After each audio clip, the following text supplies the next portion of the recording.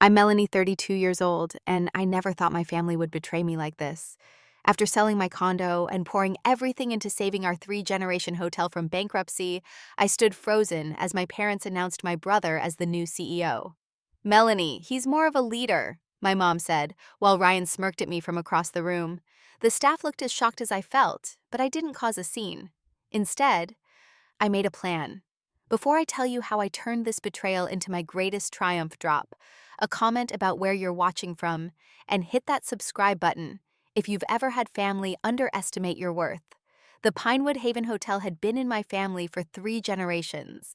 My grandparents purchased the property in 1965, transforming an old mountain lodge into a charming destination, known for its personalized service and breathtaking views of Aspen Lake. Some of my earliest memories were formed within those walls, helping Grandma fold the crisp white sheets when I was 8, learning how to greet guests with the perfect welcome smile by 10, and memorizing all the local hiking trails to recommend by 12.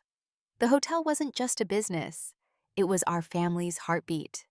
My brother Ryan was different. While I spent summers eagerly working at the front desk, he'd be found at the nearby arcade or complaining about having to be at that boring old place. When our parents took over management from our grandparents, I was already studying hospitality management, writing papers about boutique hotel experiences and sustainable tourism. Ryan, meanwhile, barely made it through a business degree, more interested in fraternity parties than actual learning. "You're such a hotel nerd," he'd tease whenever he saw me reading industry publications or taking online courses during holiday breaks. "Nobody gets this excited about thread counts and booking systems." But I did. I loved every aspect of the hotel industry, the challenge of creating perfect experiences, the satisfaction of seeing guests return year after year, the dance of keeping tradition while evolving with the times. When the pandemic hit, Pinewood Haven suffered like most hospitality businesses. Bookings plummeted, and our outdated online presence and booking system became glaring weaknesses. I was working as a successful hospitality consultant in Denver at the time, watching from afar as my parents struggled to adapt. "We're considering an offer from Lux Chain Hotels," my father admitted during one of our weekly calls, his voice heavy with defeat. "They'll keep the name, but they want to standardize everything." The thought of our unique character-filled hotel becoming just another cookie-cutter corporate property broke my heart. I knew the hotel needed modernization, but not at the cost of its soul. During my next visit home, I could see how much the stress had aged my parents. The hotel lobby, once warm and inviting, looked tired. The staff seemed demoralized. Maintenance issues were piling up. Peeling wallpaper in the hallways, outdated bathrooms, the once magnificent garden looking neglected. "We don't have the energy to reinvent this place," my mother said, looking around sadly. "Maybe it's time to let go." What hurt most was seeing how they lit up when Ryan called during my visit. He had been working entry-level positions at different companies, never staying anywhere long enough to build a career. Yet my parents spoke about his business experience with such pride, while my actual success in the exact industry they needed help with seemed to fade into the background. "Ryan's thinking of moving back to help," my father mentioned casually. "He's got some ideas from his corporate experience." I nodded politely, but inside I was screaming. What corporate experience? Jumping between jobs wasn't building expertise. Meanwhile, I had just successfully led the reopening strategy for a historic hotel in Colorado Springs, increasing their occupancy by 40% in 6 months. That night, looking at old family photos on the wall of our family suite, the room kept reserved for family members, I made my decision. The next morning, I called my real estate agent in Denver. "List the condo," I said. "I'm moving back home." My parents were surprised when I told them my plan. I had always been the reliable one, the one who followed through, so they didn't question my commitment. But I could tell they didn't fully believe I could save the hotel either. "That's very sweet of you, honey," my mother said, patting my hand. "But the problems are bigger than a fresh coat of paint and better social media." "I know," I replied, trying to hide my frustration. "That's why I'm investing my money and my career in this. I believe in Pinewood Haven." I didn't mention that I had already drafted a comprehensive revival plan, or that I had contacts with investors who specialized in boutique hotel renovations. I wanted to prove myself with results, not promises. For once, I wanted my family to see my true value without having to spell it out for them. Little did I know then that my greatest test wouldn't be saving the hotel from financial ruin, but saving it from my own family. The day I handed over the keys to my luxury condo in downtown Denver was bittersweet. The sleek, modern space had been my sanctuary for 5 years, a symbol of my success and independence. The sale netted me just over $800,000, a hefty profit from my original investment. My colleagues thought I was having a midlife crisis at 32.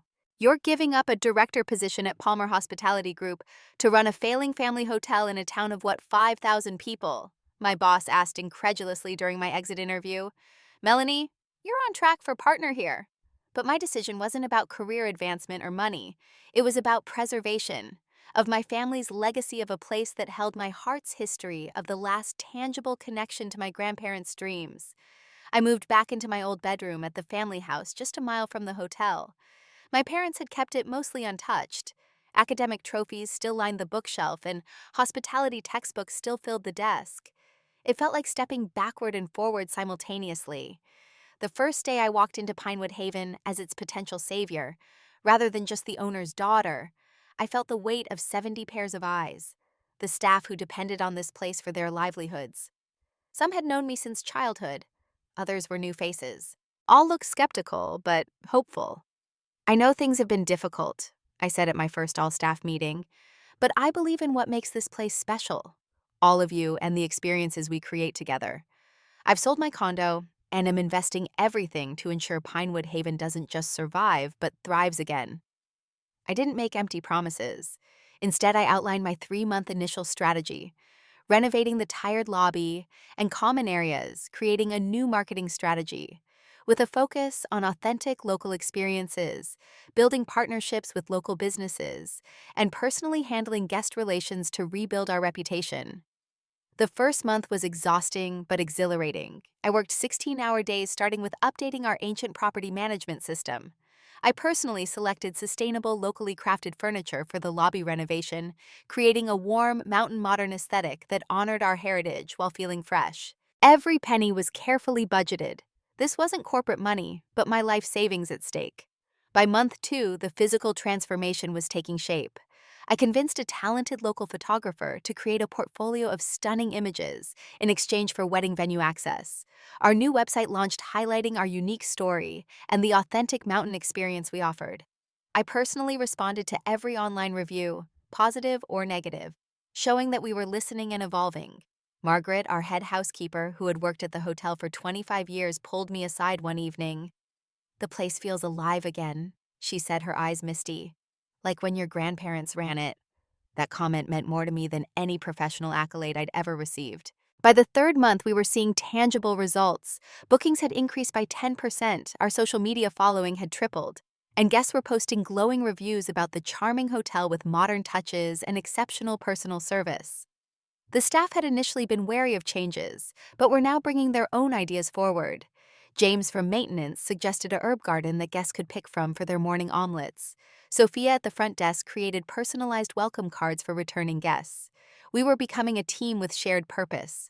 My parents noticed the improvement, but seemed reserved in their praise. "It's a good start," my father said, reviewing the monthly financials. "But we need to see if it's sustainable." I was hurt but not surprised. I had always had to work twice as hard for half the recognition in my family. Then Ryan returned seemingly out of nowhere. I was conducting a training session with the front desk staff when he strolled into the lobby, designer luggage in tow. He looked like he'd stepped out of a business magazine. Expensive suit, perfectly styled hair, confident smile. My parents rushed to greet him with hugs and exclamations of joy that made my welcome home seem lukewarm by comparison. "The prodigal son returns," I muttered under my breath, earning a sympathetic glance from Sophia. "I heard things were turning around," Ryan announced loudly. "Thought it was time to bring my expertise to the table." What expertise, I wanted to scream. Where had he been during the sleepless nights calculating how to make payroll? Where was his expertise when I was personally plunging toilets because we couldn't afford extra maintenance staff yet? But I smiled and welcomed him, determined to be professional. Maybe he genuinely wanted to help. Maybe this could be a chance for us to finally work together as equals. "Perfect timing," my father said, beaming with pride. "We were just talking about taking the revival efforts to the next level." The "we" stung. I had presented my Phase 2 plans just yesterday, and my father had been non-committal. Yet Ryan had been back for 5 minutes, and suddenly we were ready for next steps. Over the following weeks, Ryan attended meetings, asked questions, and shadowed different departments. On the surface, he seemed to be making an effort to learn the business, but I noticed he spent more time with our parents than with the actual staff. He took long lunches with potential vendors and came back with vague reports about building relationships. Meanwhile, I was in the trenches, helping housekeeping when we were shorthanded personally handling a water leak at 3 a.m., negotiating better rates with suppliers. Every decision I made was backed by data and experience. I should have seen the signs, but I was too busy doing the actual work of saving our hotel to notice the subtle shift in dynamics. The growing unease in my stomach whenever my parents and Ryan had private meetings, the way conversation would stop when I entered a room. I dismissed my concerns as paranoia. After all, I had the numbers on my side. The hotel was improving every week under my leadership. My investment was beginning to show returns. Surely my family could see that. How wrong I was. I spent the entire night preparing my presentation for the all-staff meeting. This would be the formal announcement of our new direction, a celebration of what we'd accomplished together and a roadmap for the future.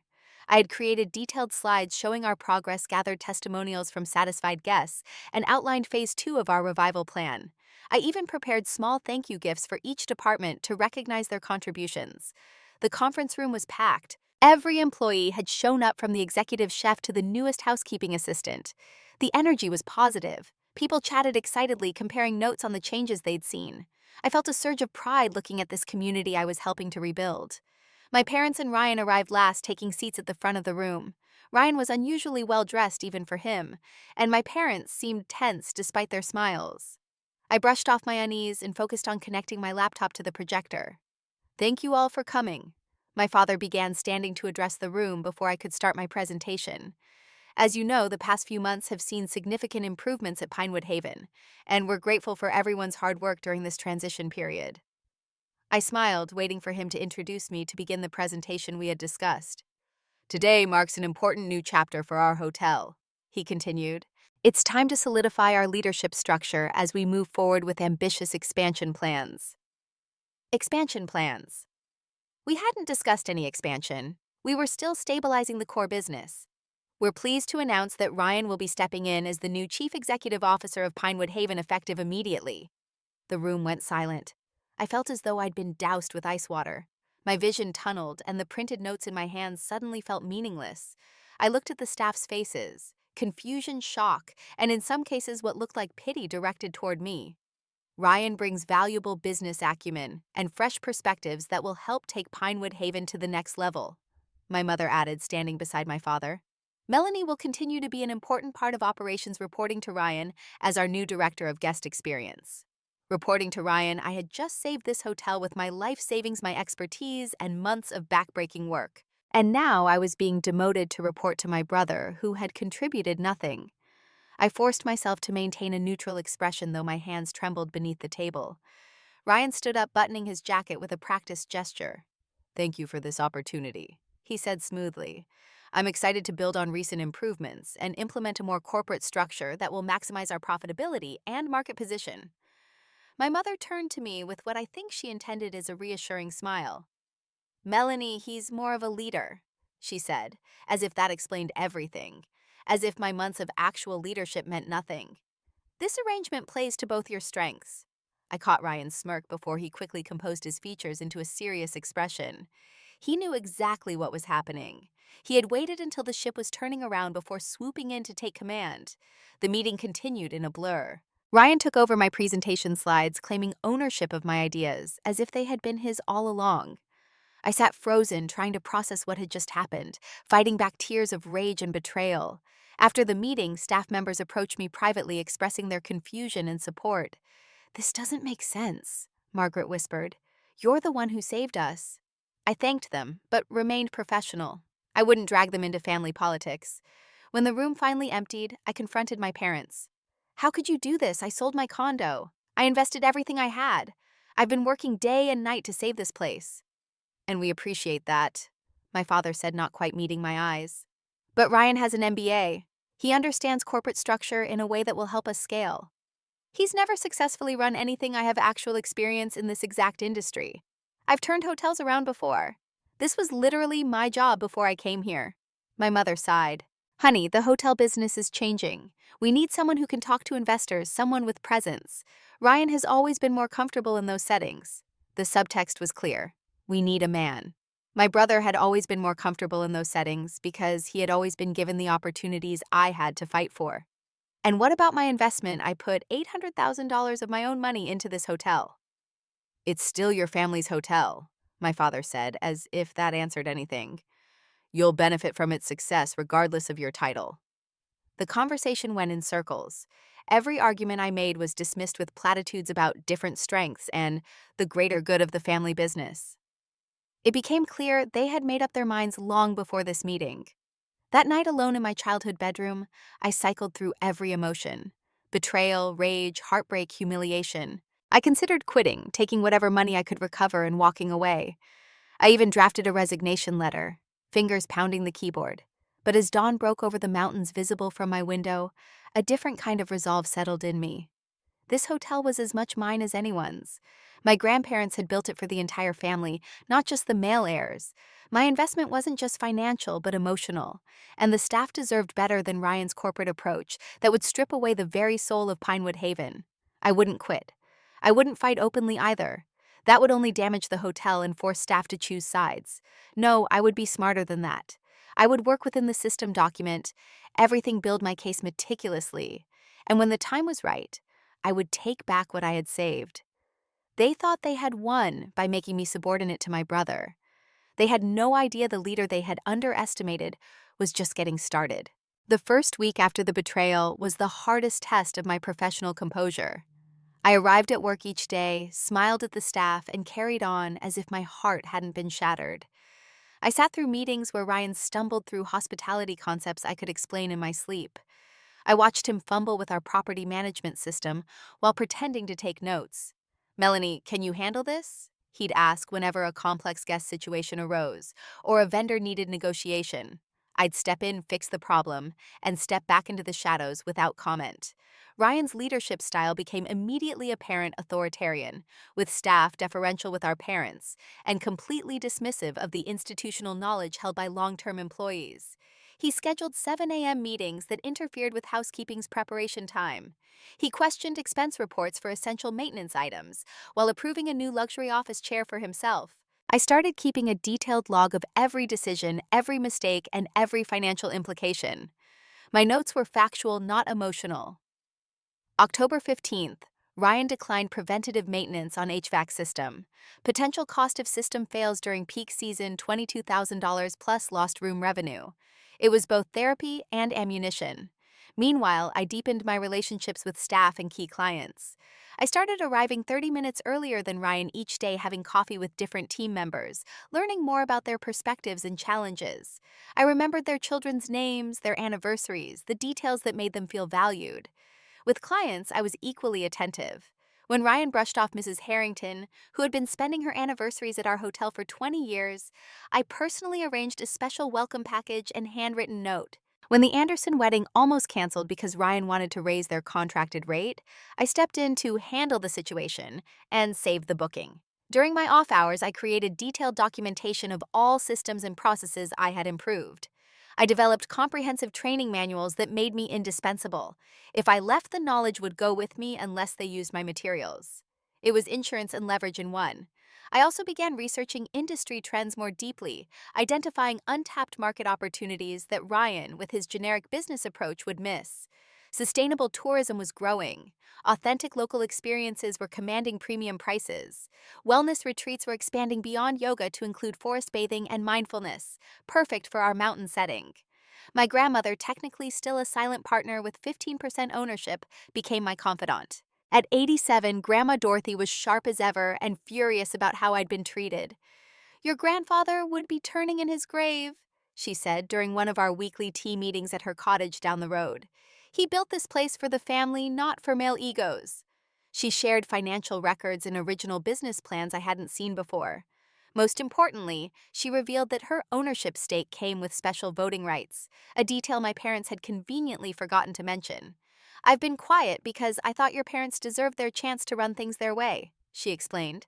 "But I won't stay silent if they're going to ruin what Wallace and I built." I also began quiet conversations with potential investors, not to sell out, but to create options. Morgan Stanley, a college friend who now ran a boutique hotel investment group, was particularly interested. The market for authentic story-rich properties is exploding, she told me over a discreet dinner in a neighboring town. If you decide to strike out on your own or need capital to buy out family, we'd be very interested. The emotional toll was heavy. I started therapy, something I'd never considered necessary before. Dr. Carson helped me process my feelings of betrayal without letting them consume me. I began journaling swimming laps at the community pool, hiking the mountain trails. Anything to clear my head and maintain my strength for the long game ahead. Then came my first small victory. Ryan had decided to completely overhaul our marketing strategy, dismissing the carefully crafted approach that was already showing results. He hired an expensive agency from New York who had never worked with mountain properties. The resulting campaign was generic luxury messaging that completely missed our unique selling points. We need to shift our demographic to higher net worth individuals, Ryan announced, showing mock-ups featuring models who looked nothing like our actual guests, enjoying activities we didn't even offer. I raised concerns professionally. The data suggests our current direction is working. Our target demographic values authenticity over luxury.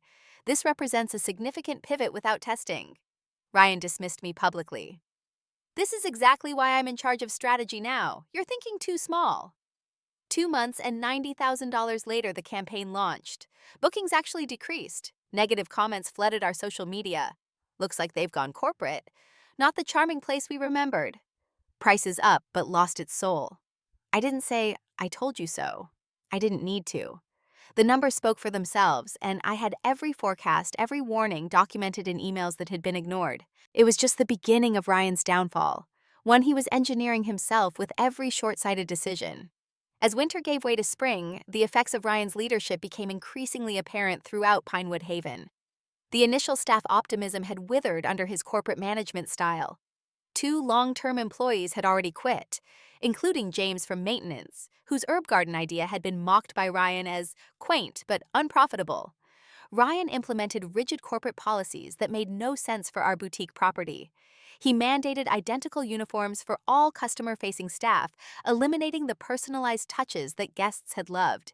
He created a script for front desk interactions that sounded robotic rather than warm. He even tried to standardize room decor, wanting to replace our uniquely designed theme rooms with a consistent luxury aesthetic. I watched him cutting corners on quality to boost short-term profits. The locally sourced coffee was replaced with a national brand. The artisanal welcome cookies became factory-produced alternatives. The high thread count sheets I had invested in were deemed unnecessarily expensive and downgraded during the next purchase order. Our relationships with local suppliers suffered as Ryan demanded unsustainable price reductions.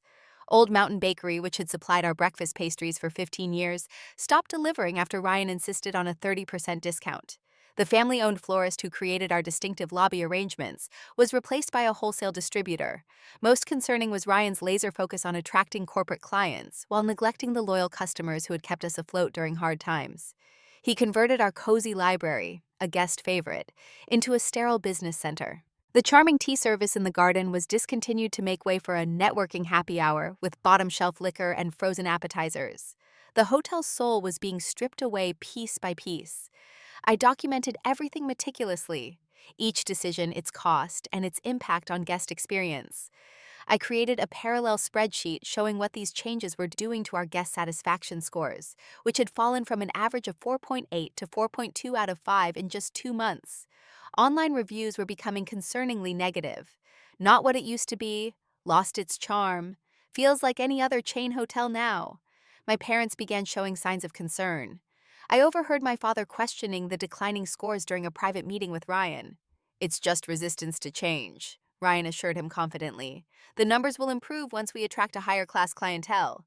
But the financial warnings were becoming impossible to ignore. Our revenue was actually decreasing despite cutting costs. The corporate clients Ryan courted were demanding steep discounts for block bookings, and many were one-time visitors rather than repeat guests. Our marketing costs had doubled while our conversion rate had dropped.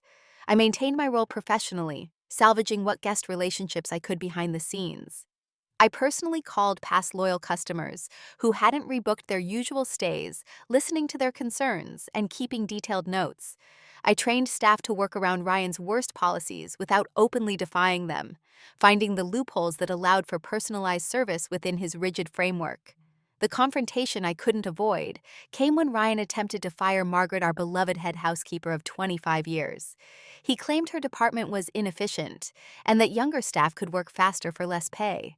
What he failed to understand was that Margaret was the living repository of our hotel's hospitality traditions. She knew which returning guests preferred extra pillows, which rooms had quirky features that needed explanation, which local attractions to recommend based on weather conditions. I found her crying in the linen closet after Ryan's callous performance review. "I've given my life to this place," she sobbed. "My own children grew up with hotel guests as their extended family." That was my breaking point. I marched into Ryan's office, formerly my grandfather's cozy study, now stripped of family photos and outfitted with sleek impersonal furniture. "You can't fire Margaret," I stated firmly. Ryan leaned back in his chair, smirking slightly. "I believe I can. I'm the CEO, remember. She's the backbone of guest services. She trains all new housekeeping staff. She knows more about running this hotel efficiently than you ever will." The numbers say differently. Her department is the most expensive per room cleaned. Because she's thorough, because she notices the details other hotels miss. Have you seen our cleanliness scores? They're the one metric still holding steady. Our argument escalated, voices rising until staff could undoubtedly hear through the thin walls. I didn't care anymore. Some principles were worth fighting for publicly. "You're dismantling everything that made this hotel special," I finally said. "You're turning Pinewood Haven into a second-rate corporate hotel with none of the charm that guests actually pay for." "You're too emotional about this place," he countered. "Business isn't about charm, it's about profits. In hospitality, charm is profit. People choose boutique hotels specifically to avoid the corporate experience you're creating." The door opened, and my father stood there, face grave. "What's going on here? We can hear you both at the front desk." Ryan immediately composed himself, straightening his tie. "Just a difference in management philosophy. Melanie is struggling with the necessary changes for profitability." I looked my father directly in the eyes. "He's firing Margaret. 25 years of loyalty and knowledge gone because a spreadsheet says younger staff are cheaper." My father hesitated, clearly torn. "Ryan, perhaps we should discuss major staffing changes as a family first." That small concession was all I needed. My first public challenge to Ryan's authority that wasn't immediately dismissed. The staff heard it too. Word spread quickly that I had stood up for Margaret and won, at least temporarily. Support began growing more openly. Staff would come to me first with issues only going to Ryan when protocol absolutely demanded it. Guests would ask for me specifically when they had special requests. Local business partners would inquire when I wasn't present at meetings. Ryan's hostility toward me increased in proportion to his declining influence. He began excluding me from key meetings. He assigned me to weekend shifts to keep me away from important weekday corporate visitors. He questioned every expense report, every time-off request, every suggestion I made.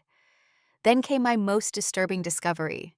While organizing files in our shared office space, I found preliminary documents about a potential partial sale of the hotel to outside investors, not as partners in our vision, but as corporate entities interested in standardizing Pinewood Haven to fit within larger portfolios.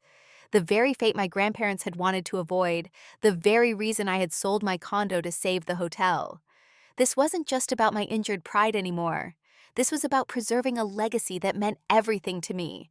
The time for my strategic counterattack had arrived, and I now had all the ammunition I needed. The call came from my grandmother on a rainy Tuesday morning. "Be at my cottage at 7 tonight," she said firmly. "Bring your documentation, all of it. Your parents and Ryan will be here too." My heart raced as I gathered my evidence.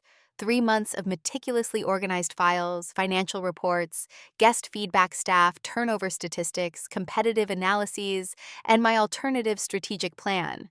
I had been preparing for this moment, yet, now that it had arrived, I felt a flutter of nerves. This wasn't just a business meeting. This was a confrontation with my family about values, respect, and the future of our shared heritage. Grandma Dorothy's cottage was warm and inviting as always, scented with cinnamon and wood smoke. The atmosphere inside, however, was frigid. My parents sat stiffly on the floral couch looking anxious. Ryan paced by the window, checking his phone repeatedly. Grandma sat regally in her armchair like a judge presiding over a trial. "I've called this meeting because Pinewood Haven is in trouble," she began without preamble. "Not just financial trouble, though that's certainly part of it, but the kind of trouble that threatens its very identity. The hotel my husband and I built is disappearing, and I won't stand by watching it happen. Ryan immediately jumped to defend himself. The hotel needed modernization structural changes to compete. I'm not finished. Grandma cut him off sharply. Melanie, please share what you've brought. With steady hands, I distributed copies of my first report, a simple before and after analysis of the hotel's performance. Before my 3 months of leadership showing steadily increasing bookings, guest satisfaction scores, and revenue. After 3 months under Ryan, showing declining metrics across every significant category.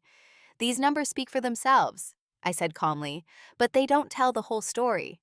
I methodically walked through the documented evidence of Ryan's mismanagement, the staff departures, the damaged supplier relationships, the deteriorating guest experiences, and the excessive spending on consultants and rebranding that had shown no positive return.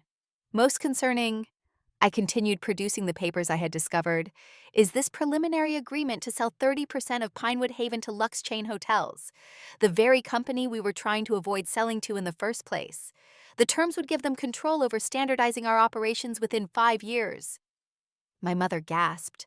My father turned to Ryan with shock and betrayal in his eyes. Is this true? He demanded. Ryan shifted uncomfortably. It's just an exploratory discussion. We need capital for real improvements. It's a betrayal of everything this hotel stands for. I interrupted, my composure finally breaking. Grandpa didn't build this place to be another cookie-cutter hotel. He built it to be special, to be personal, to be ours. I took a deep breath and unveiled my comprehensive alternative plan, the result of countless late nights in consultation with industry experts. I presented my vision for Pinewood Haven as a unique boutique concept that leveraged our local heritage and natural surroundings. We don't need to chase corporate clients or luxury for luxury's sake, I explained. Our market research shows tremendous untapped potential in the authentic experience sector. People are willing to pay premium prices for genuine connections, local culture, and personalized attention, all things we naturally excel at. I detailed partnerships with local artisans to redesign our public spaces, a farm-to-table program with nearby organic producers, and sustainable practices that would both reduce costs and appeal to environmentally conscious travelers. This approach aligns perfectly with our strengths, I emphasized. It honors our history while creating a sustainable future. The marketing strategy I outlined targeted our ideal guest demographic, successful professionals seeking meaningful escapes from corporate environments and not more of the same. My financial projections, verified by an independent consultant, showed superior returns compared to Ryan's corporate approach. And I'm not alone in believing in this vision, I said, making my final move. I'd like to introduce Morgan Stanley, who's waiting for my call. I explained about the silent investors who were interested in buying out Ryan's position, not to change Pinewood Haven, but to preserve its essence while providing capital for thoughtful improvements. Grandma Dorothy cleared her throat. Before anyone responds, I have something to say.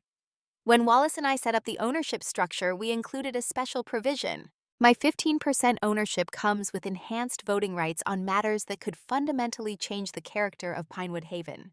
This was our insurance policy against exactly this type of situation. She looked directly at my parents. I've remained silent out of respect for your leadership, but I cannot and will not allow our legacy to be dismantled. I am formally invoking my rights to block any sale to corporate entities and to force a board vote on management. The room fell silent. My father looked stunned. My mother was on the verge of tears. Ryan's composure finally shattered. This is ridiculous. You're all too emotional about a building. It's just business. The hotel needs to evolve or die. No, my father said quietly. It's not just business. It's our family's heart. What followed was a painful but necessary discussion about the hotel's future. My parents, confronted with the stark reality of the situation, acknowledged they had made a terrible mistake in appointing Ryan as CEO. The numbers couldn't be argued with. The declining guest reviews couldn't be ignored. The staff unhappiness was palpable. After 3 hours of sometimes heated debate, a vote was held. With Grandma's enhanced voting rights and my parents' belated support, the decision was unanimous, except for Ryan. I would be appointed CEO effective immediately with my alternative strategic plan adopted as our path forward. Ryan was offered 2 options: remain with the hotel in a marketing role reporting to me, or accept a fair buyout of his ownership stake. His face contorted with anger as he realized his defeat. This was always the plan, wasn't it? He spat at me. Sabotage me from the inside, turn everyone against me. No, Ryan, I replied calmly. The plan was always to save Pinewood Haven. You sabotaged yourself by forgetting what makes this place special. He stormed out, slamming the door behind him. We all knew he would take the buyout. My mother approached me tentatively after the meeting. We owe you an apology, she said, voice thick with emotion. We were wrong, so wrong. I accepted their apology, but knew the real healing would take time. Trust once broken doesn't mend overnight, even with family. Perhaps especially with family. As I drove back to my childhood home that night, rain pattering on the windshield, I felt neither triumph nor vindication, only responsibility. Pinewood Haven was now truly in my hands, and I had promises to keep. Taking the reins as official CEO of Pinewood Haven brought both freedom and enormous responsibility. The hotel had suffered under Ryan's brief tenure, and rebuilding would take more than good intentions. My first priority was the staff, the heart of our hospitality. I called an all-hands meeting my first morning as CEO. No fancy slides, no corporate jargon, just honest communication. I know the past few months have been challenging. I began looking at the faces that had become my extended family. Trust has been broken. Morale has suffered. But today we start rebuilding Pinewood Haven together, not as a corporate entity, but as a community creating exceptional experiences. I outlined my vision, but emphasized that I wanted their input. We set up department feedback sessions where staff could share their concerns and ideas without fear of retribution. I reinstated the employee recognition program Ryan had eliminated and added a profit-sharing structure that would give everyone a stake in our success. Margaret became my informal deputy, her decades of knowledge finally given the respect it deserved. Together, we created a mentorship program, pairing veteran staff with newcomers, ensuring our hospitality traditions would continue for another generation. Rebuilding relationships with our local community was equally critical. I personally visited every supplier Ryan had alienated, from Old Mountain Bakery to our family-owned florist. Most welcomed us back, though some required proof of our changed approach before trusting us again. Actions speak louder than apologies. Mr. Chen from the bakery told me when I asked what it would take to restore our partnership. He was right, and I was determined to let our actions demonstrate our renewed commitment. I transformed our approach to the community by creating the Pinewood Partners Program, offering complimentary meeting spaces to local businesses and nonprofit organizations. We established a scholarship for local high school graduates pursuing hospitality education, named in honor of my grandparents. Inside the hotel, we worked tirelessly to restore what had been lost, while thoughtfully implementing improvements. The business center Ryan had created was transformed into a dual-purpose space, a cozy library most of the time that could convert to meeting space when needed. We restored the garden tea service, but updated it with local herbs and honey. The guest rooms underwent gradual renovation, preserving their unique character, while updating amenities. We invested in quality where it mattered most: comfortable beds, luxurious linens, spotless bathrooms, while maintaining the distinctive decor that gave each room personality. Our marketing shifted to storytelling rather than selling. We highlighted the generations of families who had celebrated milestones at Pinewood Haven, the local artisans whose work adorned our walls, the staff members who had created memorable moments for guests over decades. Our social media featured authentic experiences rather than staged photos. The challenges were substantial. Two corporate groups canceled when we reversed Ryan's steep discounts. A pipe burst in the East Wing during a cold snap requiring expensive emergency repairs. The new property management system had glitches that caused overbookings during our busiest weekend. Each crisis tested my leadership, but I refused to sacrifice our values for quick fixes. When the overbookings occurred, we paid for rooms at a nearby hotel, sent our own staff to welcome those guests, and provided them with complimentary future stays. The goodwill generated ultimately created stronger loyalty than if everything had gone perfectly. My relationship with my parents remained complicated. They wanted to jump back into hotel operations, but I established clear boundaries. They would remain on the board, but needed to step back from day-to-day management. Years of letting Ryan's confidence override my expertise couldn't be forgotten overnight. We need family therapy, I told them plainly. What happened wasn't just a business decision. It was a profound breach of trust. To their credit, they agreed. Our sessions with Dr. Marshall were painful but necessary, unpacking decades of family dynamics that had led to the betrayal.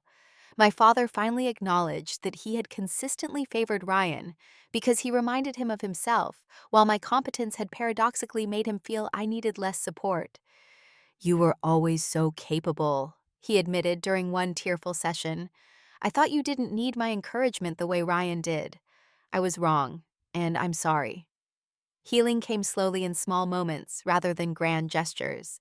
My mother helping with the herb garden without trying to take over. My father asking my opinion on financial matters and truly listening to the answer. Their pride when the local paper ran a feature on our successful revival with my picture prominently displayed. 4 months into my leadership, Ryan returned unexpectedly. He looked different, humbler, less polished. He asked to meet privately, and I agreed with trepidation. I've been doing some soul searching, he said uncharacteristically hesitant, and some actual work for a change. I took an entry-level position at a hotel in Denver to learn the business properly. I listened skeptically as he continued. I was arrogant. I thought my business degree qualified me to run any type of company without understanding what makes hospitality special. He met my eyes directly. You were right. About everything. Why are you telling me this? I asked, cautious of another manipulation. I'm not asking to come back as management, he clarified quickly. But I've learned I actually do have skills that could be valuable, just not as CEO. I understand digital marketing in a way you've said you don't. I've gotten certifications in SEO and social media advertising. I'd like to help, on your terms, reporting to you with no family favoritism. I considered his request carefully. My instinct was to refuse to protect what we had rebuilt, but I also believed in second chances and redemption. After consulting with key staff members and my grandmother, I offered Ryan a 3-month probationary position in marketing, not because he was family, but because his newly acquired skills filled a genuine need. Prove yourself with results, I told him. No special treatment. If it doesn't work, we part ways professionally and permanently. To my surprise and everyone else's, Ryan thrived in this role. With clear boundaries and removed from authority, he hadn't earned his creativity flourished. He respected my leadership and seemed genuinely invested in Pinewood Haven's authentic approach. Our professional relationship slowly improved, though the personal wounds would take longer to heal completely. 1 year after I had sold my condo to save Pinewood Haven, we celebrated the hotel's most successful season in its history. Occupancy rates exceeded 90%. Our guest satisfaction scores averaged 4.9 out of 5. The waiting list for holiday weekends stretched months in advance. We hosted a special anniversary dinner for past and present staff, local partners, and loyal guests. The garden was transformed with twinkling lights, tables adorned with local wildflowers, and a menu showcasing the best regional cuisine. My grandmother sat in the place of honor, beaming with pride, as she witnessed her legacy not just preserved but enhanced. As I looked around at the community we had built, I reflected on my personal journey. The betrayal that had nearly broken me had ultimately made me stronger. I had discovered reserves of patience, strategic thinking, and leadership I might never have tapped without that crucible. I had learned to stand my ground without burning bridges, to fight for what matters while leaving room for reconciliation, to balance tradition with innovation in ways that honored the past while embracing the future. Most importantly, I had learned that true success isn't measured by titles or authority, but by creating something meaningful that enriches the lives it touches. As the evening wound down, I clinked my glass for attention and stood to address our gathered community. A wise woman once told me that a hotel isn't just a business. It's a keeper of memories, a stage for life's significant moments, a place where strangers become family. That woman was my grandmother, and she was absolutely right. I raised my glass toward Grandma Dorothy. Pinewood Haven stands today because of all of you, those who built its foundation, those who weathered its storms, and those who believe in its future. Here's to honoring our legacy by creating new memories every single day. The applause warmed my heart, but it was the genuine smiles surrounding me that meant everything. We had not just saved a hotel, we had preserved a home for countless stories yet to unfold. Have you ever had to fight for something that rightfully belonged to you? How did you handle it? I'd love to hear your experiences in the comments below.